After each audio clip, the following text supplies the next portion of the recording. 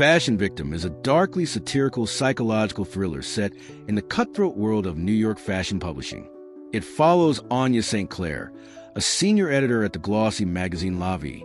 On the surface, she's chic, polished, and successful. But beneath the couture, Anya is lonely, insecure, and dangerously obsessed with rising young editor Sarah Taft. Anya desperately wants Sarah to be her best friend, her ride or die. She stalks her, imitates her, and schemes to keep her close. Anyone who threatens that bond, rivals, colleagues, even casual acquaintances, mysteriously suffers accidents, humiliations, or worse. The bodies begin to pile up, but Anya justifies everything as protecting Sarah. Chapter 1. The Cult of Style. Anya St. Clair lived and breathed fashion. For her, it wasn't just clothing. It was currency, armor, identity. Her days were built around the rhythms of La Vie, the glossy fashion magazine where she worked as a senior editor. From the outside, she seemed to embody everything the industry adored. Slim, chic, sharp-tongued, draped in designer outfits that changed with the seasons. But beneath the curated surface lay a truth Anya didn't admit easily. She was lonely. Her social media feeds overflowed with carefully angled selfies, champagne toasts at Fashion Week parties, and endless hashtags.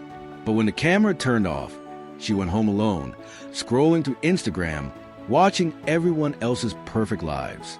Then came Sarah Taft. Sarah was everything Anya wanted to be, and everything she wanted to possess. Gorgeous, ambitious, with a powerful family name behind her, and a fresh spark that made even the jaded editors of La Vie take notice. From the moment Sarah walked in, Anya was consumed. She didn't just want to be her friend. She wanted to own her friendship, to absorb Sarah into her life until the two were inseparable. But in fashion, attention was competition. And Anya had a dangerous way of handling competition. Chapter 2. Friends, Followers, Enemies. The office of La Vie was a battleground disguised in couture. Everyone smiled for Instagram photos, air kissed at parties, and hashtagged each other's shoes. But behind closed doors, they were predators. Anya had survived years of it by being sharper, quicker, and, when necessary, ruthless. But Sarah was new, unguarded. She still believed friendships could be real in this world.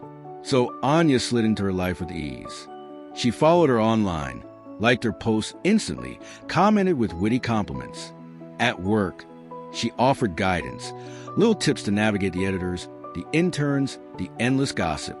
Soon Sarah was laughing at her jokes, tagging her in photos, letting Anya into her orbit. But not everyone welcomed Sarah. Other editors saw her as a threat, and when one of them made a cutting remark, Anya's protective instincts, or perhaps something darker, flared. Because of Anya, enemies weren't just nuisances. They were obstacles to be removed. And in Anya's world, removal could mean something far deadlier than an unfollow button. Chapter 3. Death in High Heels. The first death didn't feel like murder. Not at first. Anya told herself it was an accident. One of the other editors, snide, competitive, too quick with insults, had a little incident. A stumble near the subway. A slip in the wrong pair of heels. A body that didn't get up. But in Anya's heart, she knew the truth. She had nudged fate along. She had helped the accident happen. And watching her rival's lifeless body, she felt no guilt. Only a rush of exhilaration. For Anya, this was survival. In fashion, only the strongest, the most ruthless, thrived. If a few competitors had to fall for her to rise, so be it. And Sarah? Sweet. Trusting Sarah never suspected. She laughed with Anya, texted her late into the night, invited her for drinks. Anya smiled, warmth blooming inside her. Sarah was hers now, her best friend, her perfect companion. And if anyone else tried to come between them, Anya knew exactly how to deal with it. Chapter 4. The Frenemy Game. The office of La Vie hummed with artificial light, espresso machines, and the rustle of high-fashion spreads. Everyone walked like models, shoulders squared, eyes sharp, because in fashion, even an office was a runway. Anya walked beside Sarah now, smiling like they were best friends. And in a way, they were. Sarah laughed at her jokes, shared secrets, tag her in Instagram posts. But Anya knew how precarious it all was. Friendships at Lavi were currency. They could collapse the moment someone shinier came along. And that fear clung to her like static electricity. When she overheard colleagues whispering about Sarah's potential, that she was rising too fast, that she might even leapfrog into positions that had taken Anya years to claw toward, something inside Anya hardened. Sarah could never outshine her. She was meant to be with Anya, not above her. So when another editor started whispering poison in Sarah's ear, warning her not to trust Anya too much, Anya decided to act. Quietly, swiftly, and soon that rival found herself pushed aside, her reputation tarnished in ways that looked completely accidental. Chapter 5. Obsession deepens. Anya's world began to revolve around Sarah. Every text Sarah sent, Anya screenshot and reread. Every Instagram post, Anya analyzed like scripture. She knew Sarah's favorite drinks, her childhood pet's name, the cadence of her laughter after 2 cocktails. But obsession blurred boundaries. Anya started showing up at Sarah's favorite coffee shop before work, pretending it was coincidence. She bought similar clothes, mirrored her makeup, echoed her captions online. Sarah noticed. At first, she laughed it off, "Oh my God, twinning." But there was a flicker of unease in her eyes. And unease was dangerous. Anya needed Sarah to trust her completely, to choose her over anyone else. Because if Sarah ever pulled away, Anya wasn't sure she could survive it. Chapter 6. The First Crack. Sarah was invited to an exclusive party, one Anya wasn't on the list for. The betrayal stung like acid. Anya imagined Sarah there, laughing with others, forgetting her, leaving her behind. She tried to keep calm, told herself Sarah would text her, would miss her. But as the night stretched, Anya sat alone in her apartment, scrolling Instagram, watching story after story of Sarah surrounded by beautiful people. Rage burned through her chest. How dare they steal Sarah from her? How dare Sarah let it happen? When one of the guests posted a smug photo, an editor Anya despised, something inside her snapped. That person would pay. By morning, rumors spread like wildfire. That editor's secret fling, her questionable expense account, her humiliating mistake, all somehow leaked to the right ears. By noon, she was gone. And Anya told herself it wasn't jealousy. It was protection. She was only keeping Sarah safe. Chapter 7. Fashion Week Pressure. Fashion Week descended like a hurricane. Models stomping down catwalks. Flashbulbs exploding. Parties spilling champagne until dawn. For Sarah, it was dazzling. For Anya, it was war. She watched every person who approached Sarah, every kiss on the cheek, every flirty smile. She cataloged names and faces, deciding which ones were harmless and which were threats. One night at a crowded after-party, Sarah drifted away into the throng. Anya searched frantically, heart pounding, until she found her laughing with another editor. Jealousy surged so violently Anya nearly choked. She wanted to scream, to drag Sarah out by the arm. Instead, she smiled, slipped up beside them, and whispered something sharp and cruel into the other editor's ear. Within hours, that woman left the party in tears, mascara streaking down her cheeks. Sarah looked at Anya with startled admiration. God, you're savage sometimes. Anya only smiled. Savage with survival. Chapter 8. Blood on the Runway. Then came the accident that couldn't be ignored. During a rehearsal, one of the models, a girl who had been mocking Sarah behind her back, stumbled catastrophically. She fell from the stage, hitting the ground with a sickening crack. People screamed. Cameras flashed. Chaos erupted. And Anya stood still, calm, watching all unfold. She had been the one to loosen the strap on that model's shoe. She had timed it perfectly. The girl survived, but barely. Her career was over. Anya felt no guilt. In fact, she felt relief. Another rival gone. Another obstacle cleared. Sarah clung to her afterward, shaken by the spectacle. God, this world is brutal. Anya stroked her arm, soothing her. That's why you need me. And Sarah nodded. Chapter 9. The Stalker. It wasn't long before Sarah began to sense something strange. She noticed Anya showing up everywhere, at shops, at the gym, at restaurants, always with a ready smile, always claiming coincidence. At first, Sarah laughed it off. You're everywhere. But her laughter was thinner now. One night, Sarah confided to a colleague, "It's like she knows my schedule better than I do." The colleague frowned. "Be careful. She's intense." Anya overheard. Her ears burned, her vision blurred. They were poisoning Sarah against her. They didn't understand, but she would fix it. She always fixed it. Chapter 10. Cracks in the Mirror.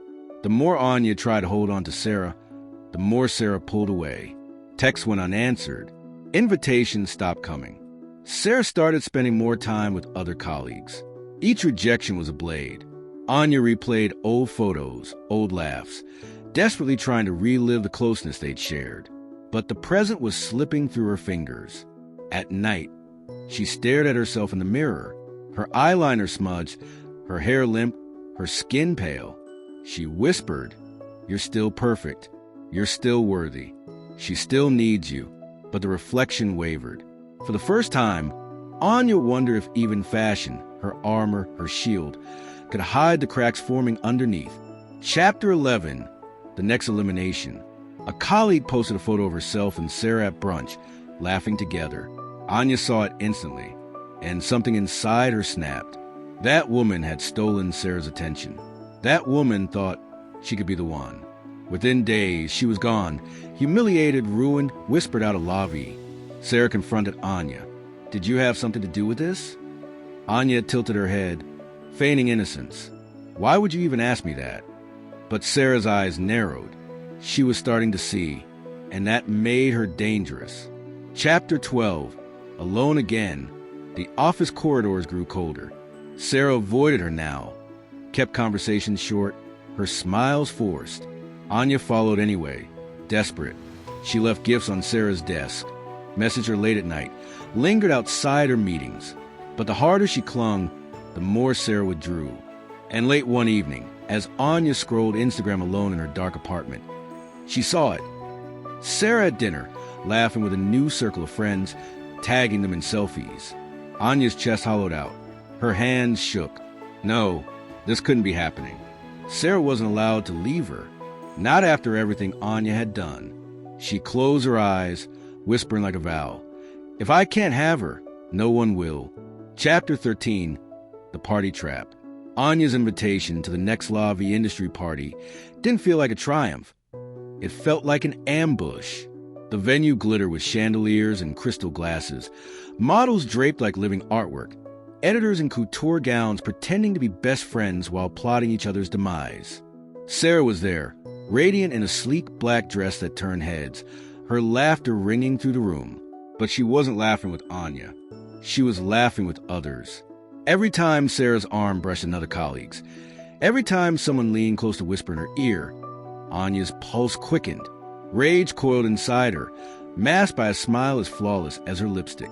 Later, in the bathroom, she cornered one of Sarah's new friends.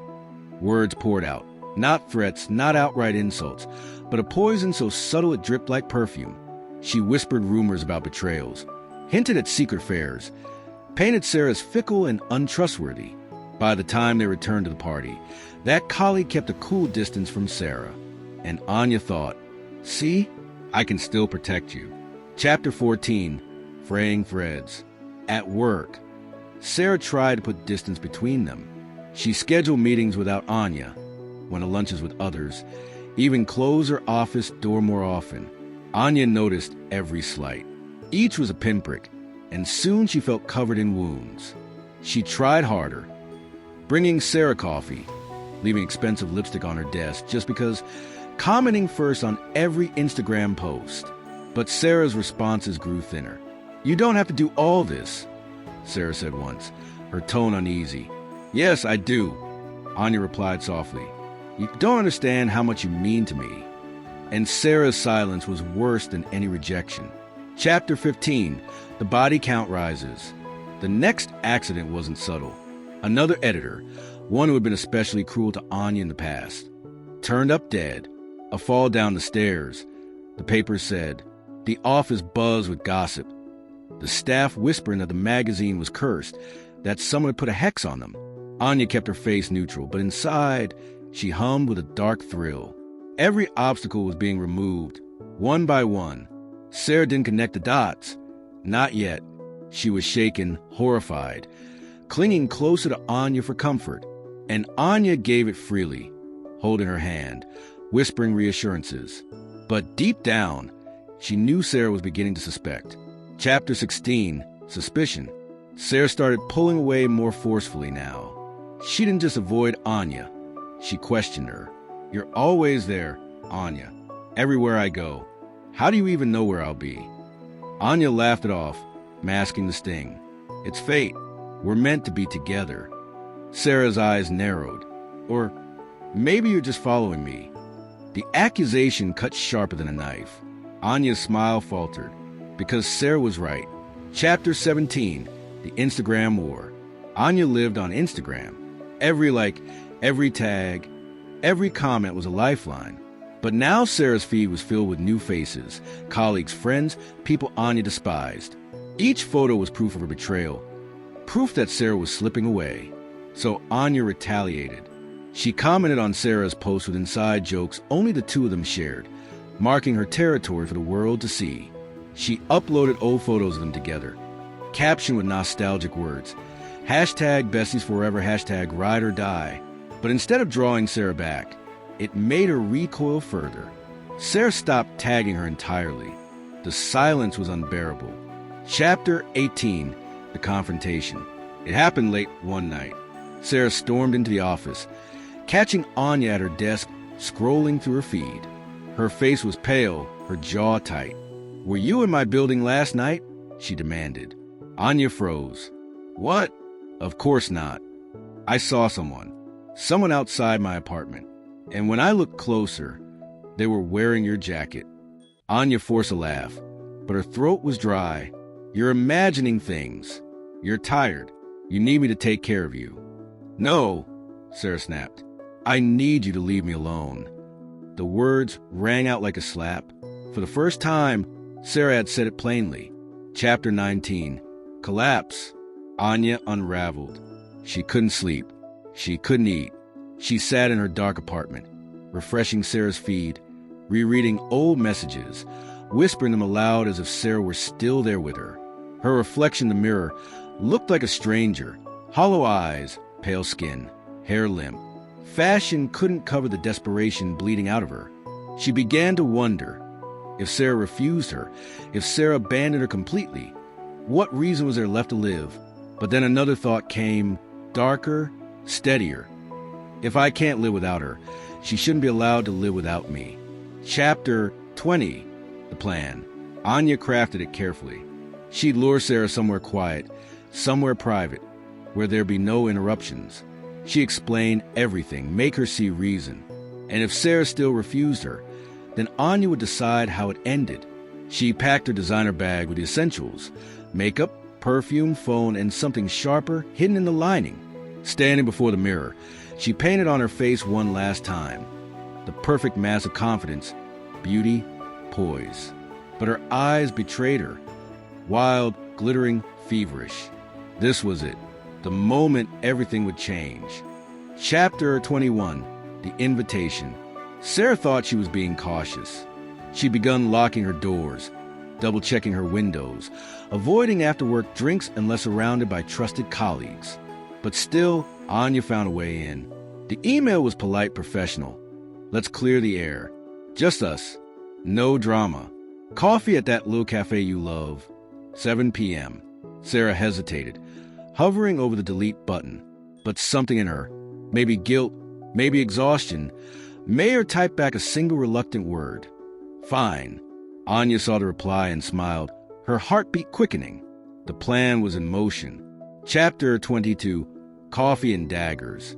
The cafe was nearly empty when Sarah walked in, her heels clicking against the tile. She spotted Anya instantly, dressed impeccably in a fitted blazer, her hair sharp, her lipstick precise. Sarah. Anya rose, arms wide as if nothing had ever gone wrong. Sarah hesitated, then sat across from her. Let's make this quick. Anya leaned forward, voice honeyed. I just want us back the way we were. Best friends. Ride or die. Sarah's eyes hardened. There is no back. You scare me, Anya. You've gone too far. The word stung, but Anya's smile didn't falter. Inside, though a storm raged, Sarah wasn't bending. Sarah wasn't choosing her. And in that moment, Anya knew the cafe wasn't the place. She needed somewhere quieter, somewhere final. Chapter 23. The Chase. Days later. Anya followed Sarah through the city streets, her footsteps silent, her eyes locked on her target. Sarah quickened her pace, glancing back. Her phone clutched like a lifeline. You can't keep doing this. Sarah shouted finally, spinning around in a deserted alley. You're sick, Anya. You need help.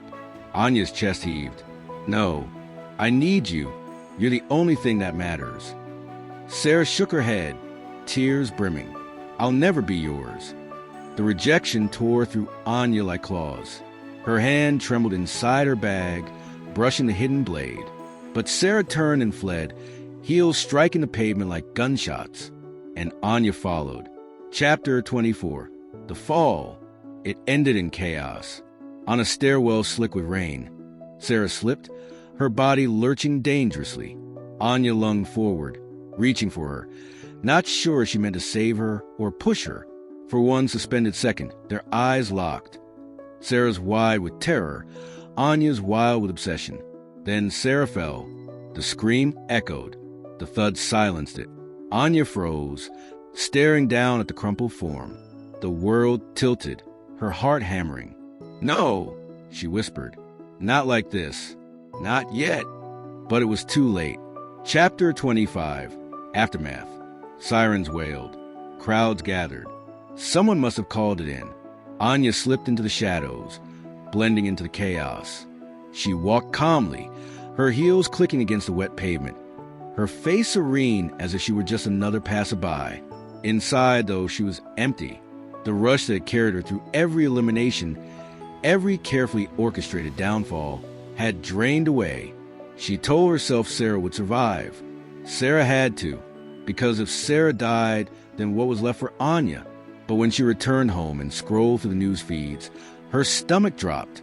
Young editor Sarah Taft, critically injured in fall, condition uncertain. The world was watching, and so was Anya. Chapter 26. Exposure. The walls began to close in. Colleagues whispered more openly now. They'd seen Anya hovering, trailing, always too close. Someone mentioned the fights, the strange accidents that always seemed to benefit her. The police came with questions. Too many questions. And through it all, Anya smiled, posted on Instagram as if nothing was wrong. But the mask was slipping. In the mirror, her eyeliner smeared, her eyes bloodshot. She saw the truth. The fashion world she had clawed into was spitting her out, stripping away the sequins and gloss to reveal the monster beneath. And even Anya couldn't deny it anymore. The price of obsession. Time passed. Lavi moved on. New faces filled the office, new stars rose, and the gossip cycle shifted to fresher scandals. Sarah survived, but she would never be the same. The fall left scars, physical and emotional, and she cut ties with that glittering world. As for Anya, she lingered on the fringes. Her name became a whisper, a cautionary tale. Her Instagram went dark, her presence evaporated. Some said she had been institutionalized. Others said she fled abroad. But sometimes at Fashion Week, in the blur of flashbulbs, someone swore they saw her, a silhouette in the crowd, eyes burning from shadows. Because obsession never really dies. And in Anya's world, love and destruction were always stitched from the same thread.